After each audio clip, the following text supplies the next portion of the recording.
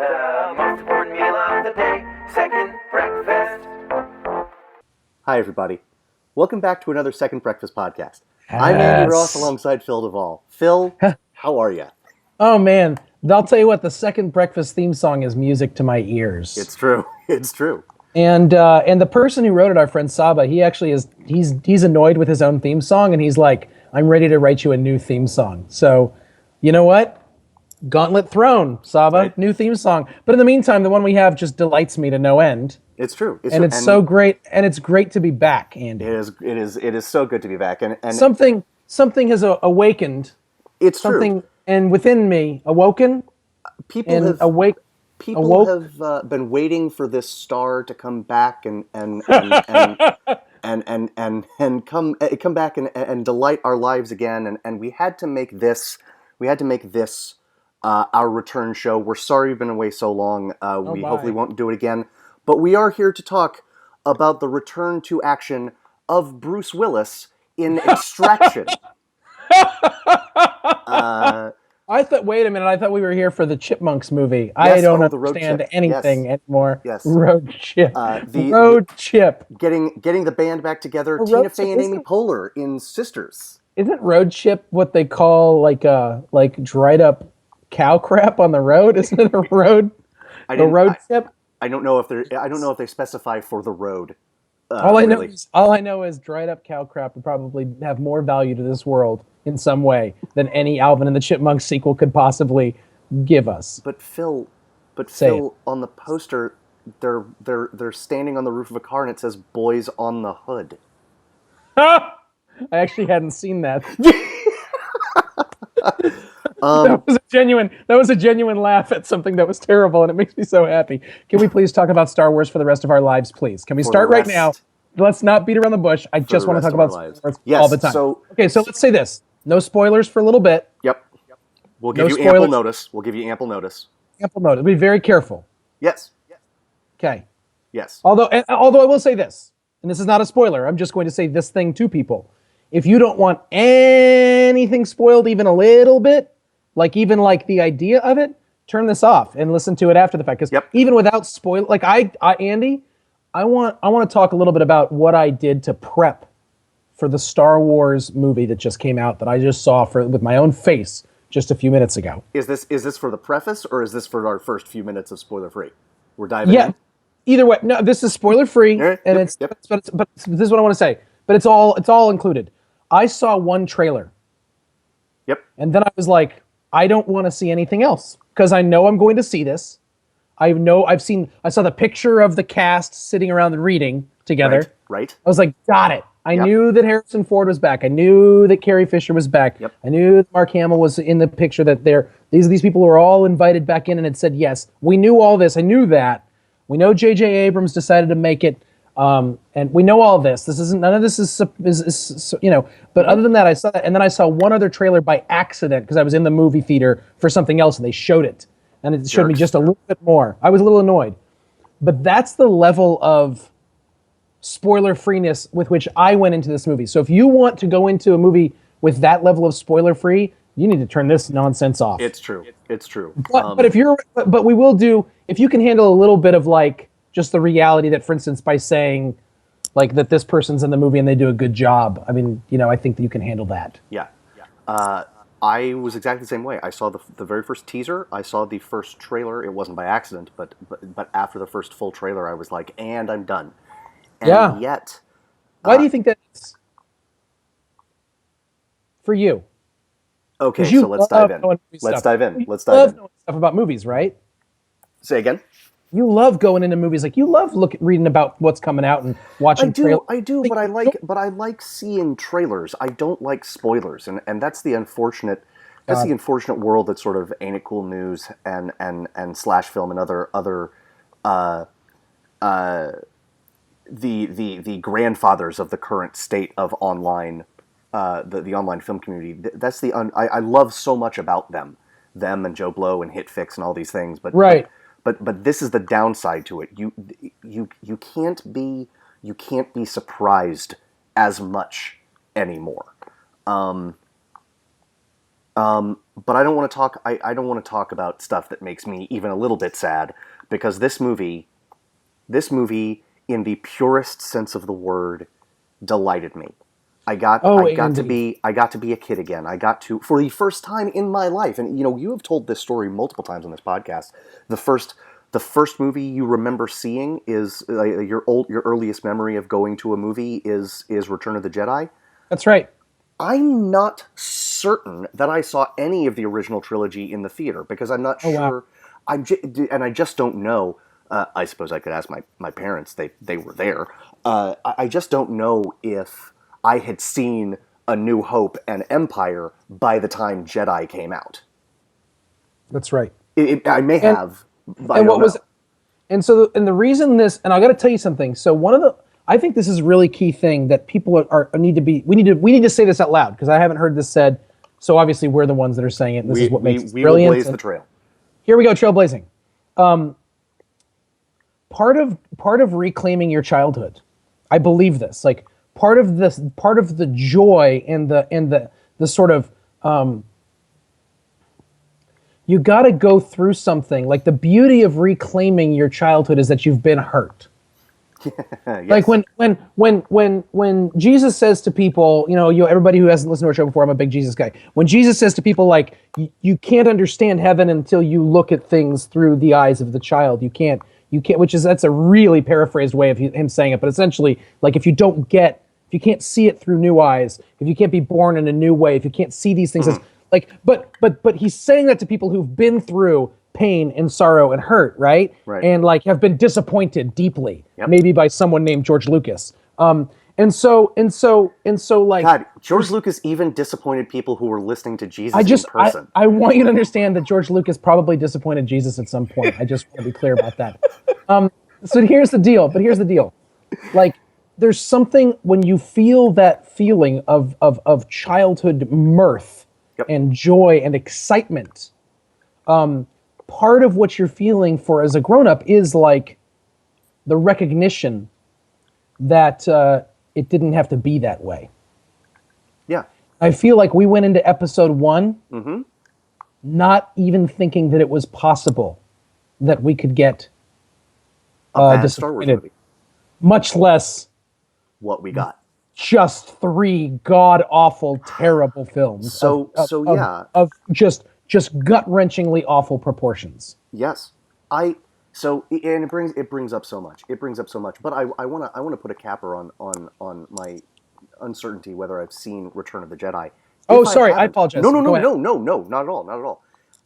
If it's true, because it goes well with what you've just said. If it's true that I did not see Return of the Jedi in the theaters, and I'm not counting the re-release with the special editions. No, of course not. If that's true, last night, for the first time ever, I experienced a good Star Wars movie for the first time in the theater. Yes. In my life, which is true. Well, and right. Well, to be fair, and for me, for the first time in 32 years. It's true. It's true. Nothing to sneeze at. It's pretty. Andy. It's a spectacular movie. Andy. Ask me what my favorite movie of this year is. Ask me. Favorite movie of this year. Star Wars. Andy, just in case you didn't, will you ask me though? But am I sure? Ask me if I'm sure. Are you sure? Star Wars. What's 3 plus 2? Star Wars. There we go. There it is. I feel, like you said, it's a total reconnection. Well, here's the other thing, and if you can go back, and I would recommend to the audience, go back and find the podcast we did, and we'll repost it, of when Disney bought Lucasfilm and announced they were going to make new Star Wars movies. My attitude was, and I'll just restate it here briefly, was that I didn't think it would be possible for them to make the greatest movie ever, but I had been so thoroughly and utterly gutted by the first 3 episodes that I'm sort of like, anything they do, like you can't do worse. Like if they made 3, like if this movie came out and it was terrible, I'd have been like, okay, well. Great, this is what happens now. Oh well, now they make crappy Star Wars movies, and eventually I'll stop watching them. Eventually, right. maybe by episode 27, I will stop. Right. Right. But so I went in with hopes for sure. A New Hope.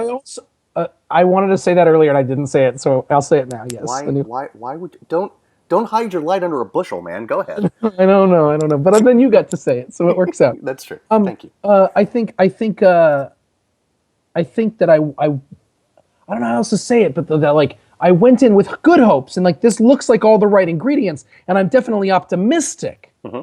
But I was ready to be like, it could just be a fun action movie. I mean, J.J. Abrams just made 2 back-to-back Star Trek movies that were total wall-to-wall blast action movies to watch that aren't really like any Star Trek movie. That's accurate. Which, yes. incidentally, are my favorite Star Trek movies because I don't care about Star Trek at all. Like, at all. Sure. So the fact that he made 2 Star Trek movies that aren't like Star Trek is fine with me. Right. But as someone who's like, so I was kind of like, if he makes some Star Wars movies that aren't like the originals, I'm kind of like, whatever, maybe that'll even be, I was even talking myself into like, that'll even be better because, do you know what I mean? Like, yes, I do. That's yes, fine. I do. Make your version of a Star Wars movie like you did with Star Trek, because at this point I'm so destroyed that like, it doesn't matter. Just, I'm going to see it and then we'll see what happens. Yep. Oh, Andy, I was not prepared. You know, it's a good friend of ours, Zan. Hello, Zan. Hi, Zan. She texted me this morning and was like, "All right, you've had some time to digest. What did you think?" And while I appreciate the okay, you've had some time to digest. Things change over time, but I'm not sure that my feelings about this particular movie will change over time. She's like, "What did you think?" And I was like, what I said was loved, loved it. I mean, because Sure. Because we were. So I asked, "What did you think?" And she was like, "Look, I thought it was great, but I can't be objective about it. Is it me loving it or is it nostalgia?" Now's the time to admit that I liked episode 1 the first time I saw it. Me too.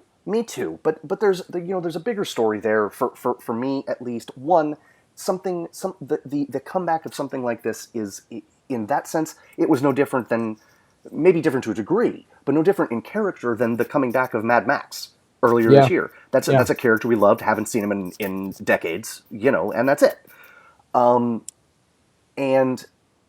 And yet, the fact that, well, first off, you know who else had never seen a Star Wars movie a good Star Wars movie for the first time in a theater? My girlfriend, who went with us last night. She absolutely loved it. She was doing a dance in her chair to the music during the credits. It was amazing. Right. She loved it, and I was nervous about it because I was nervous that she was maybe a little bit. She was like, "Yes, I'll see the movies," and she saw the original trilogy for the first time with me like 2 months ago. We're talking about your smoking hot girlfriend? That's right. Hi, honey. So yeah, and I was worried that, not that she was liking it because I liked it, but that affects you, and I was worried about the whole thing. And last night completely dispelled that. And yep. And I want to talk to you about this because and in a non-spoiler way, because I have it on good authority that you like to talk, big M here, about myth, right? Oh, well said. Well said. Thank you. I've been practicing it all day. And the fact is that, and this is what I said to Zan, I was like, look, if it's nostalgia, it doesn't mean it's less valid. And I meant that in the sense like, well, it's still your feeling, blah blah blah. But the actual way I meant it is this: the original Star Wars trilogy, the moment they came out, was nostalgia. It was because interesting. It taps into the power of myth, Joseph Campbell, Bill Moyers, that whole thing, and also taps into swashbuckling pirate movies, grabbing onto the rope and swinging across the chasm. It taps into myth from the perspective of humanity, but it also taps into myth from the perspective of the previous century of movie making. I mean, sword fighting, Andy. I mean, they're lightsabers. Yes. Everybody, just stop for a second. Lightsabers is sword fighting. Yes. So it's Robin Hood. Yes. It's Captain Blood. Yes, I'm so glad you said it's Captain all Blood. that stuff. Yes, the Three Musketeers. Yeah. The Three Musketeers is a wonderful movie. Yep. But it was also, well, to be blunt, I think it's kind of boring because it's awesome sword fighting, surrounded by 800 pages of day-to-day life in France. But this is hundreds of years of not just like, oh, the hero's journey, oh, the like, and that's all true, and that was my point. But my point is also what you just said. Yeah. It is not just the hero's journey in terms of how do we tell stories, how do we pass along knowledge when we're sitting around the campfire. We are hunter gatherers 10,000 years ago. It's also the hero's journey in terms of how do we, just in the past few decades, couple centuries, how do we present the hero's journey in popular culture? And the original trilogy is that. It is a distillation of that. It's the prototype. It's the archetype for how it's done in our time. Yes. And so I agree with you. And so what's really interesting is, and I think if I will say this, and I don't think this is spoiler. I don't think. Again, I'm nervous about even what people would consider, because I wouldn't have even wanted to know this going in. But I would say this movie hits on several of the same themes and same moments. It revisits moments from the first trilogy. Yes. On purpose and intentionally. And there's a couple things I want to say about that. Without saying what any of them are, it does that. And what I want to say is, one is, this is important on a number of levels. One, because of what you just said, myth.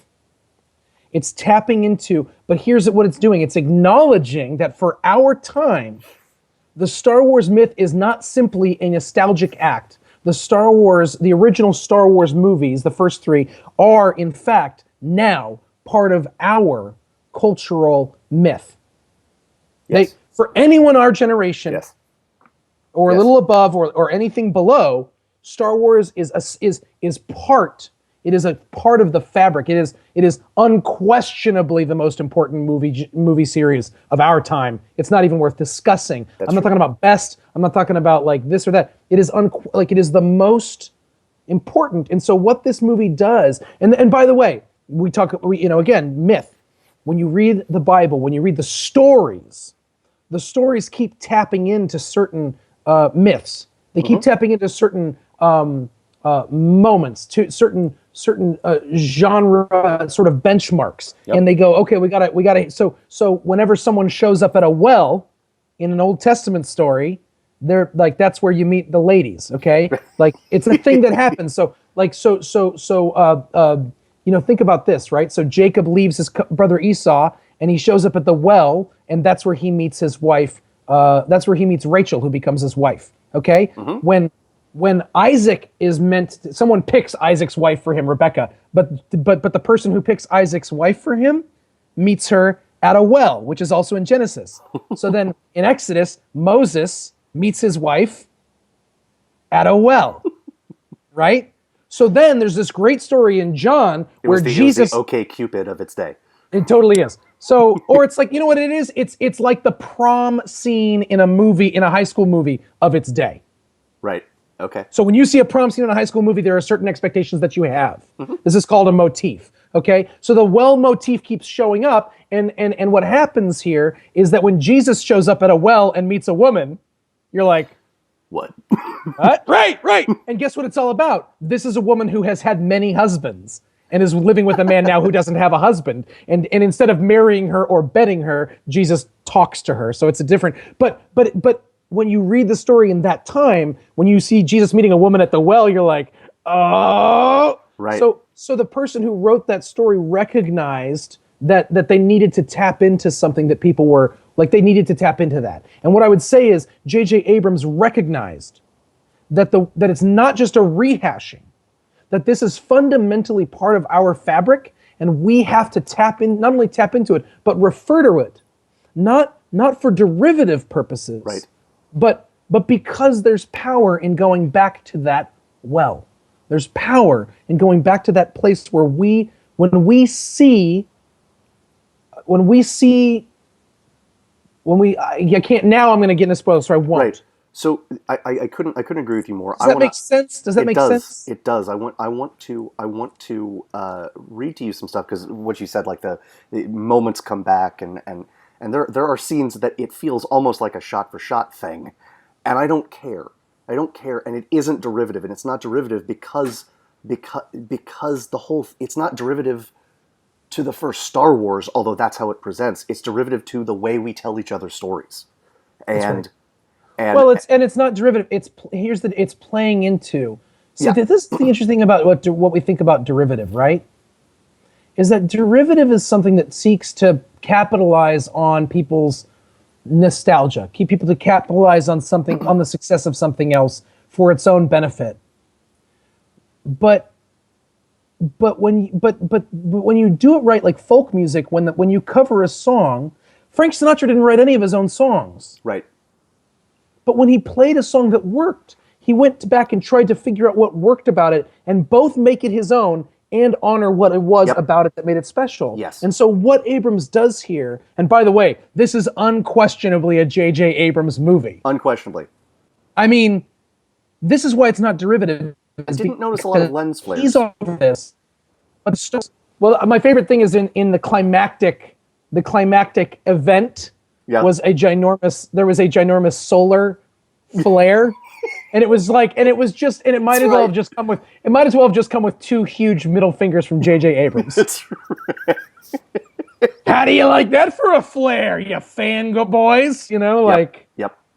So, anyways, So what else do you want to say before we get out of spoiler? I want to mention a conversation I had with a friend of mine via text, who I actually saw. So, folks, I'm home in Houston, and I was sitting. I looked at my phone when the movie ended, and I got a text from my friend John. Hello, John, who has sent us questions and stuff before, and he was like, I am sitting in a theater right now, and I was like, oh, how long ago was Frodo? this? No, he's not. Okay. He's not from Houston. Okay. Friend from high school, John Strohmeyer. Oh, again. Sorry, my bad. Continue. Hello, John. And he and I was like, oh, was this from an hour ago? Has this movie started? And I was like, oh no, it's from like 10 minutes ago. So I was like, we just finished. It was awesome, yay! And he was like, what movie theater did you see it in? And I told him, and he was like, that's the theater I'm at. Oh! And I was like, dude, come out to the lobby. And so we gushed. Shayna and I and the rest of the group gushed over it for a couple minutes. No spoilers, obviously. And then he went in and he texted me this today. My text review to a friend this morning. Approve. Go in expecting J.J. Abrams to prove to you that he understands why you loved the original trilogy, and you will be very happy. Sadly, all of my favorite parts about senatorial intrigue from the prequels was left out. Where were the midichlorians? That's right. Where were the midichlorians? That's right. And then he goes on, and this is why I bring it up now, because it has to do with what we've been talking about. Please. Newer thought. The Force Awakens is 2 hours of fan service made up of remixed original trilogy favorite bits because we've been, subjected to a few decades of insane movie creator operating without any supervision and essentially bleeping on everything we loved and being bleepy about it too, e.g., the mono release of the originals. Fair point. Yeah. Abrams can do and should have done The Force Awakens like this to repay the fans, but Episode 8 cannot be another remixed version of the original trilogy. I bring this up because I think you and I both disagree to the same extent. Like, it's not just fan service. It's not, and I said this to him. And I was like, look, I don't think it was, just a remix, right? Thoughts on that before I... Yeah, it might be a remix. Or rather, it might be fan service. Except it might be. Except, well, there's two things I'll say to that. I think. Okay. One is I saw AC/DC live at Dodger Stadium, which is as ridiculous as it sounds. Awesome. And it was 2 hours of fan service. And it was one of the greatest rock concerts I have ever been to in my life. And I consider myself a fairly discerning music fan. I'm not always right, but I have really strong opinions, and I listen to a lot of different kinds of music. And it was people, AC/DC is the distillation of a rock band that understands its place in the world. Right. And is able to deliver that in a way that is both completely and utterly true to its original reality, right, but at the same time doesn't feel like they're just doing it because they have to. You feel like they love. Angus Young at the end is standing on a 20-foot high speaker wall in nothing but a pair of velour schoolboy shorts and a sweaty white short sleeve shirt, and he plays a 9-minute guitar solo. that's just a guy loving his job. Sure. Or right? Or for me, it's like a Tuesday. But sure. Right. Yes. Well, sure. And so I want to say is like I feel like even if it's fanboy service, it's done from a fan who like it's the idea of fan service. This is what kills me about fan service is it's a cynical term inherently. Sure. Here's give the plebes what they want. Blah, blah, blah, blah, blah. Whereas I was watching a movie that I felt J.J. Abrams enjoyed making and that he made what he wanted to see happen. I'm so glad, yes. Which leads me to my second point. And I Sure. said this to you when I walked out the door of the movie theater and I called you immediately because you were the person that I wish had been somewhere in that theater. I was glad to have seen it with my wife and I'm glad you saw it with your smoking hot girlfriend, but I wish that we had somehow been near each other. Yep. But anyways, that movie was this is going to sound so dumb for people who don't think like us, but I don't care. That movie was so healing. Yes. J.J. Abrams, it was not fan service to say that J.J. Abrams recognizes that we don't live in a vacuum and the movie doesn't exist in a vacuum. And that the movie has a responsibility to bring people an audience that actually lives in the context of a world in which they've seen and been disappointed by something, after having seen and been marveled by something, has a responsibility to pull them back in and say, you're in good hands. Yeah. Effing trust me for the next couple of movies. What's Does that make sense? It not only makes sense, it dovetails perfectly with the rest of my conversation with John. Right. So what I said was, look, I'm not sure I agree that it was just a remix. Fan service was evident, but there was more stuff. And then I brought up the hero's journey and blah, blah, blah. And his response, sure, lots to talk about.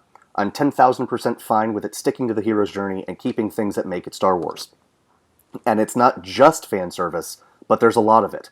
That's fine. I've earned it. And I said this to him, and I was like, hell yes, you've earned it. With blood, sweat, Jar Jar, hand stepping on Jabba's tail, and tears, you've earned it. So yes, I totally agree. And there is, maybe on the 50th viewing, I'll be like, hey, that didn't work. But sure. I'd also like to say, here's the other thing we need to say out loud. Yeah. I am completely and utterly incapable of being objective about this. I cried when I saw the opening credits. Truth. So I'm not even. But here's you've had a day to digest. Oh, I'm gonna need a lot more than a day. Right. It's like gum. I'm gonna need like 7 years. Right. That's accurate scientifically. Right. Talk to me after defending your life. After I cycle through 3 or 4 lifetimes. Right. Exactly. And I'll be able to. That's right. I'll go to the Hall of Past Lives, put my palm on the thing, and I'll be able to see what I thought about Star Wars objectively. But here's the deal: we're not.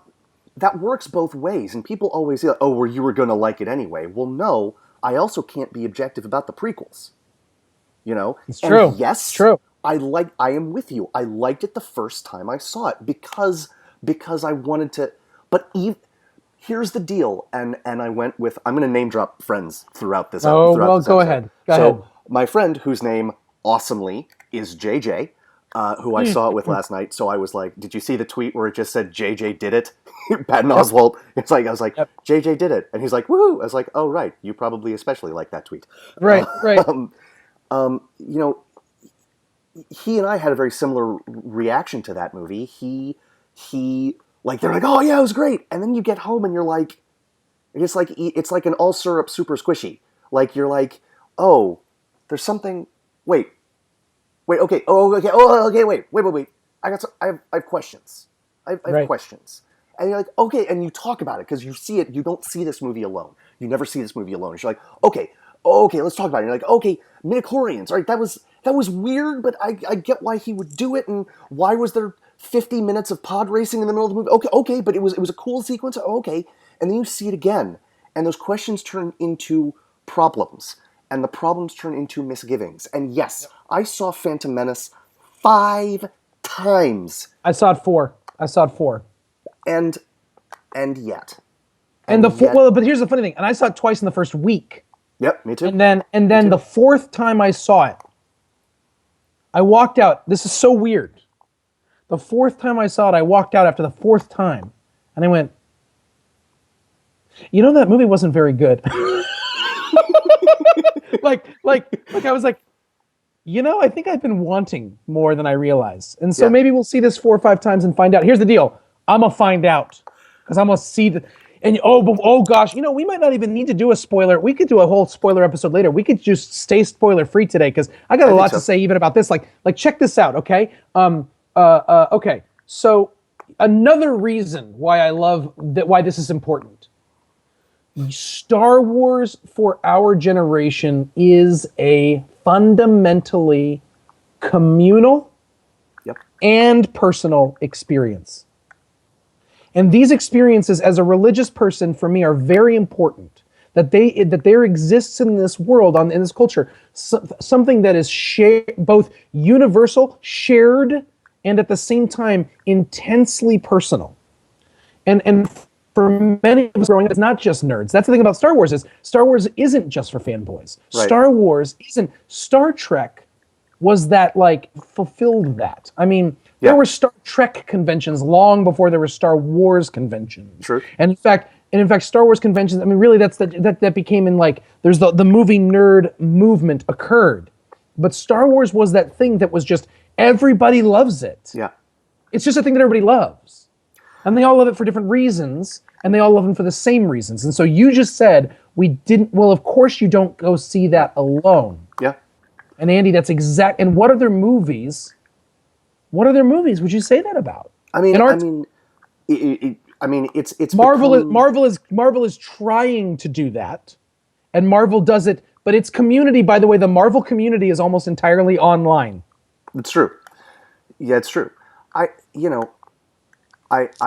think, and this is not to disagree with you, but I think I don't think you need to differentiate yourself as a religious person because the difference between secular and religious people is not one is seeking and joy and loves a community and the other one is not, right? Oh no, so, I agree. Yeah, and I know that's not what you were saying. I know that's not what you were saying. Sure. But you know, it is as a non-religious person, it is absolutely it's that thing. It's that thing that and as much as you know, Lord of the Rings and I mean even other movies, Back to the Future, right? Like there are other movie series that I feel intensely personal and personally intense about. But Star Wars is different.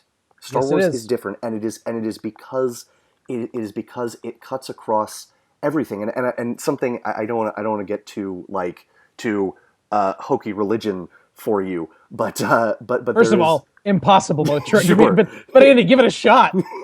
But like, I mean, what you said, like something that binds us together. I mean, the Force binds us together, right? In the movies. In the movies. Pretty close. That was pretty close. Yeah, right? In the movies, the Force is the thing that binds us all together, and yet Luke is standing on his own at the end, right? Facing off with Vader. Oh, you're talking about the first one? I was like, what are we talking about? What's going on? No, okay. Right. Like at the end. Right. Yes. Return of the Jedi. Yes. Luke and Vader face to face. Yes, that's right. And the Empire, honestly, the Emperor being there, it's almost incidental, right? Oh, right. You're like, this guy matters on principle, but in reality, when is he going to get out of the way? Because Darth is the deal. That's right. Yeah. And so. Yeah. It is. Okay. Yeah. Okay. So, God, now I really do want to talk spoilery, but there's other non-spoilery things we can talk about. But I think you're right. I think so to be clear, I don't mean only religious people feel that. Sure. But that is, to me, the crux of what religion is able... Like, there is a real strong movement in American Christianity towards a personal experience and a personal relationship with God. Mm-hmm. But I remember the first time I went to a Kol Nidre service. Yes. With some Jewish friends of mine. Indeed. Outside of Baltimore. Mm-hmm. And it was... And they did and the rabbi was talking about asking forgiveness, about confession. And he pointed out that in the Jewish liturgy, confession is always a communal act. That confession is something that we do as a people. rather than like Andy confess. It's we the people are about this. We the people have done this. We as a people have, and by the way, the flip side of that is salvation is also a communal reality. Right. So you look at someone like Noah, Noah's Ark and whatnot. It says that everybody in the entire world, when you read the story, is totally evil. In fact, the language is every intention of their heart was only evil all the time. That's the actual line from Genesis. Every intention of their heart was only evil all the time. That's the kind of people Noah was hanging out with. I admire their commitment, if nothing else. For sure. It said except for Noah. Noah was righteous in his age. Right. Except God doesn't actually just save Noah. God saves Noah and his entire family. Right. And all these other creatures. So there's this sense from the very beginning that it's a communal reality. And I guess what I want to say is like what Star Wars has tapped into for film goers and what every movie, you want to talk about derivative. Derivative is every movie that's not Star Wars wanting to catch a little bit of that taste of how to be how to be a communally enriching and binding together experience. Yep. Oh my gosh, I'm so excited about Star Wars. Can we talk a little bit about actors? Yes, let's talk actors. Let's talk actors. Who is my favorite actor currently working today, Andy? Do you know? I'm gonna guess it's Adam Driver. He's in my top 5, actually. Sure. So this movie's a little bit like, because who's the other one? Do you know who it is? I don't. Oh, it's Oscar Isaac. Oh, of course. Oscar Isaac is so, and he's so good in this movie. Here's what's which is wonderful. not a big deal because he's good in everything. It's true. Here's a non-spoilery thing that I can say about this movie. Oscar Isaac is fantastic, memorable, unbelievable, indelible, and there are so many people I could say that about. I kind of forgot he was in this movie when you asked me that question. Ah, okay. Well, that's okay. No, he is, and he was for me the introduction into the reality that this movie was going to be okay, and that this movie had personality. Yes. Which is, it made me realize. Okay, so what's my big complaint about The Walking Dead? Is that there's no characters who actually have a sense of humor in The Walking Dead. Sure. And when you go back and watch the episodes 1, 2, and 3, like there are characters who are supposed to be funny, but nobody has a sense of humor. Yes. Correct. So you get that reminder here that there are characters in this movie have a sense of humor. Yes. Yeah. It's beautiful. Yes. Andy, I love Oscar Isaac in this movie so much, and I loved him so much in Ex Machina, and I loved him so much in Inside Llewyn Davis, and I loved him so much in A Most Violent Year that I have actually did you see the show, the HBO miniseries he did? I haven't yet. I'm very Show excited. Me a Hero. Oh, you're gonna love it, especially because you're like a bleeding heart liberal. You're gonna love this movie, Andy. Okay, Andy, I love Oscar Isaac so much. I've created a new game. I've created a game just for Second Breakfast. Are you ready for this? You hit me. Yes. Okay. It's called Greenlighting Oscar Isaac. Okay? I love it. So here's the deal. Here's the deal. Is the way we play the game just saying yes over and over again? Okay, so here's the deal. I'm a producer, Okay. a studio head. I've got all the money. Okay. And you're gonna pitch me on a movie that's got Oscar Isaac in it. Okay. Any movie, anything you want, but it has to have Oscar Isaac in it. And we'll see how it works. Okay. So go ahead. And by the way, folks listening at home, Andy does not know I was going to do this to him. This is a brand new game. Greenlighting Oscar Isaac. Let's give it a shot. I believe in us. All right. What have you got? What have you got for me, Andy? I'll start you off with an easy one. Okay. I'll start you off with a really easy one. Okay. Star Wars. Okay. Episode 8. Go ahead. With Oscar Isaac's character having an even larger... Greenlit! Okay, let's try another one. Okay, little harder. Okay. Oscar Isaac. Greenlight! Try another one. Give me another one. Right. A remake of Caligula. Oh, Andy, this is a terrible idea. Yes. Okay, well, I don't like this at all. With Oscar Isaac... Greenlight it! Okay, try another one on me. Okay. Cleopatra. Oh, Andy, that movie was a terrible disaster. Starring as Cleopatra. Okay. Oscar Isaac. Oh, Andy, I don't know how you're going to do it, but do it. Greenlight it. Make the movie. Do you want $700 million? Make the movie. But you can try. You can Last try. one. Okay, go ahead. Last one. Okay. A remake, and you got to wait for me to finish, okay? Oh, go ahead. A remake of Spartacus. Oh, they shouldn't remake Spartacus. Andy, I don't like remakes. You know this. Using,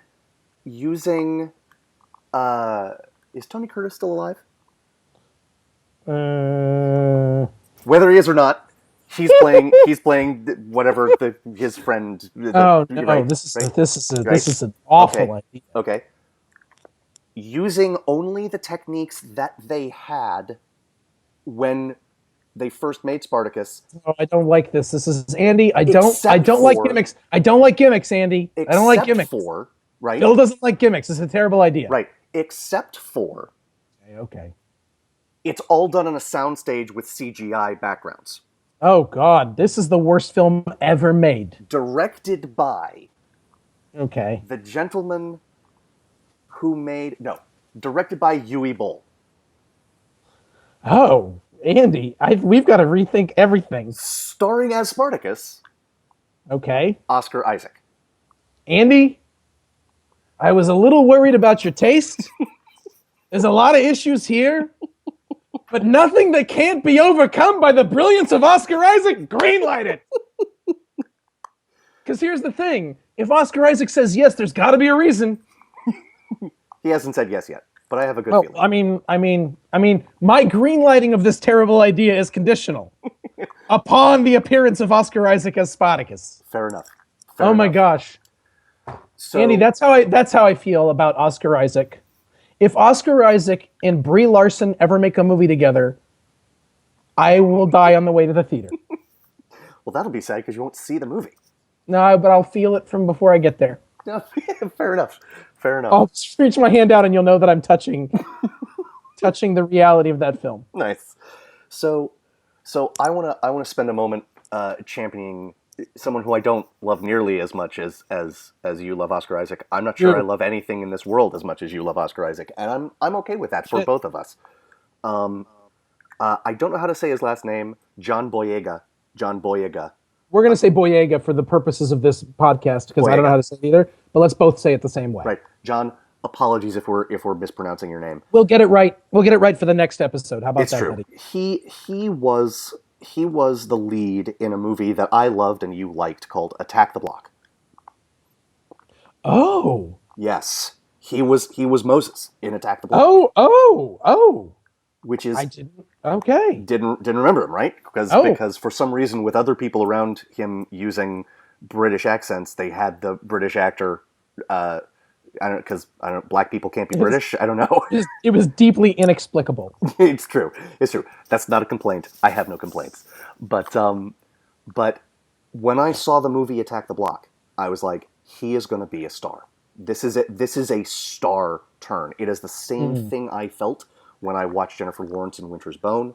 It is the same thing that I felt in the early performances of Chloe Moretz.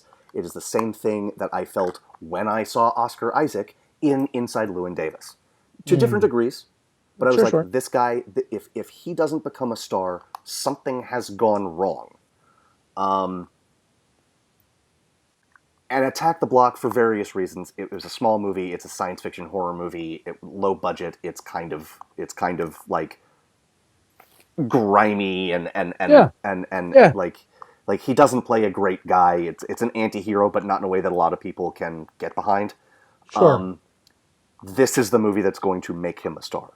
To be fair, it's going to make anybody a star at Star Wars. But to be fair, he earns it. I mean, that's true. That's true. But like, you know what I would have loved to have grown up with? I would have loved to have grown up with like Mark Hamill doing more things.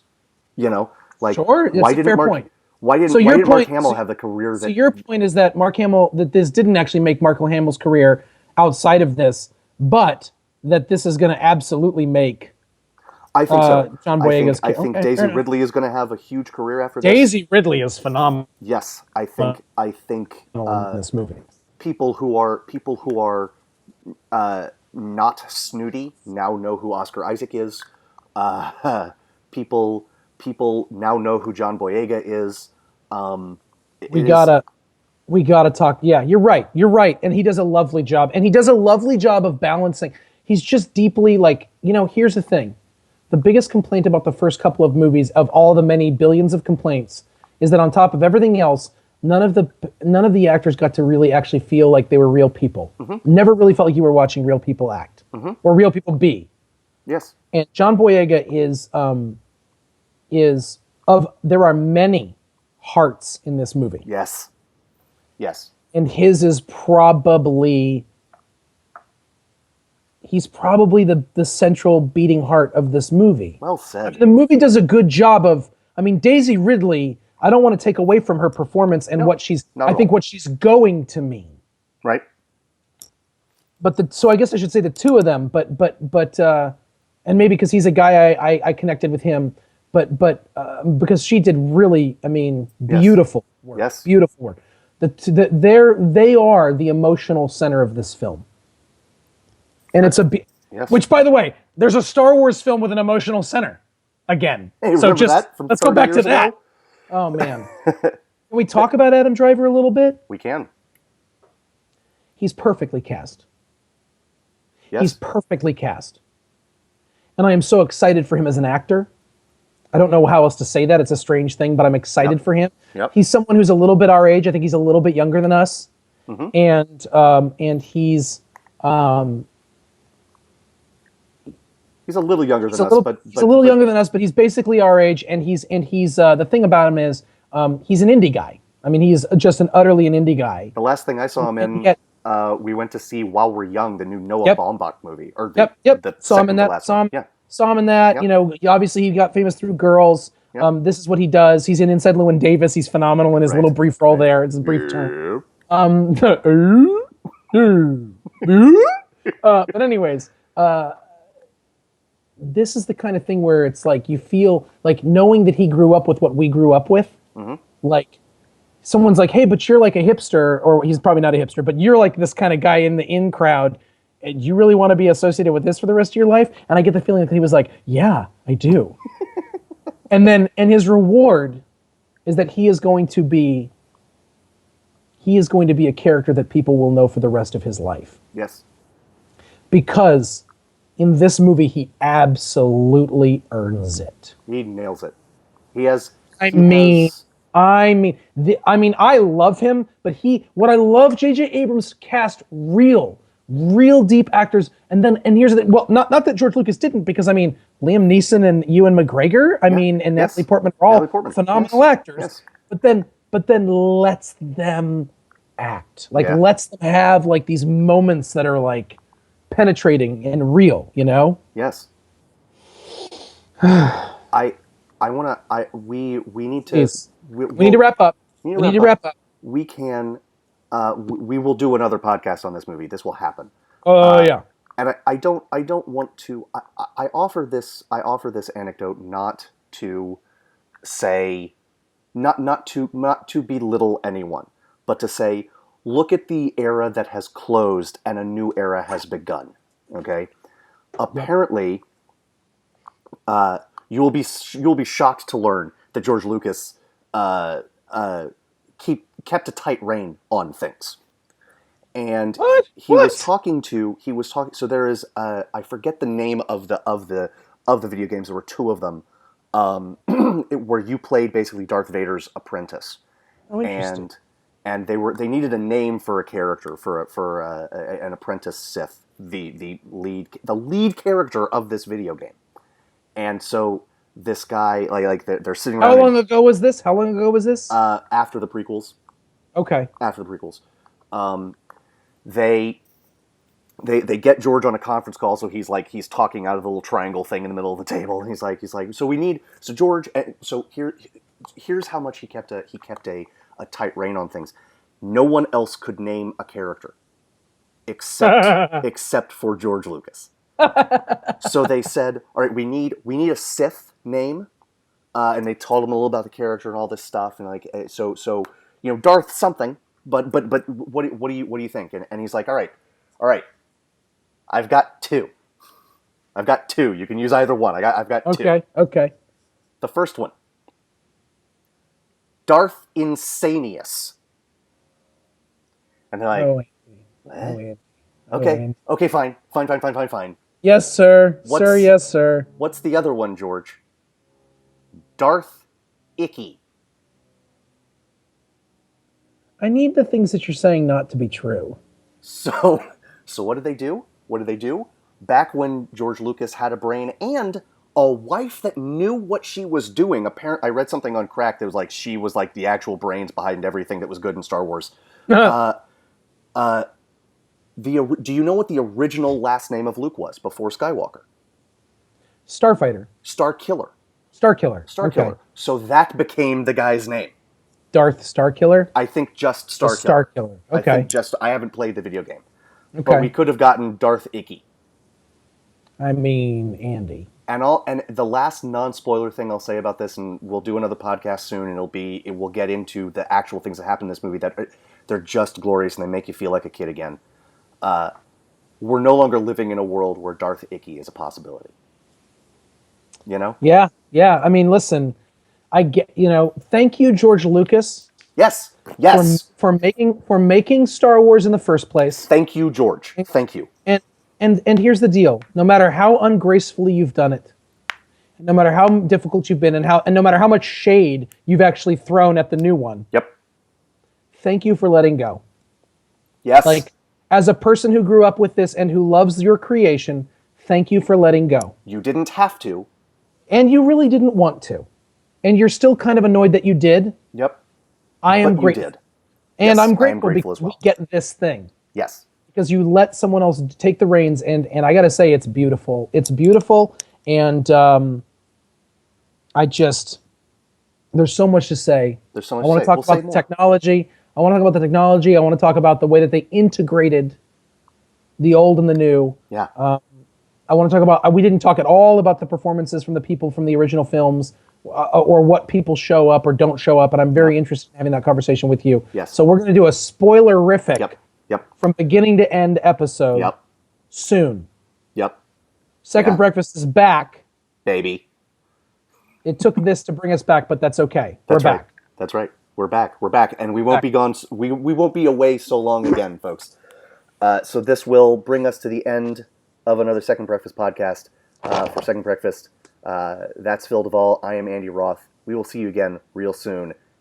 And may the Force be with you. And also with you. Bye. Bye. The most important meal of the day, second breakfast.